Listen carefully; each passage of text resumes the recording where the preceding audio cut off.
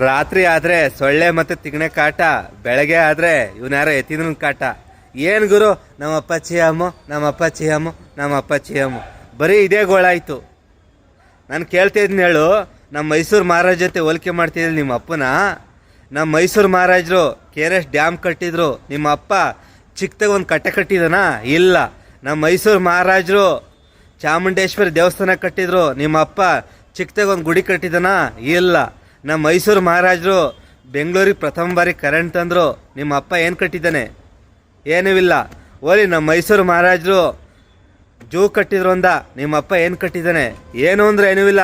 ನಮ್ಮ ಅಪ್ಪಾಚಿ ಅಮ್ಮು, ನಮ್ಮ ಅಪ್ಪಾಚಿ ಅಮ್ಮು ಅಂತ ಸಿಕ್ತರಿಗೆಲ್ಲ ಹೋಲಿಕೆ ಮಾಡ್ತಾ ಇದೀಯ.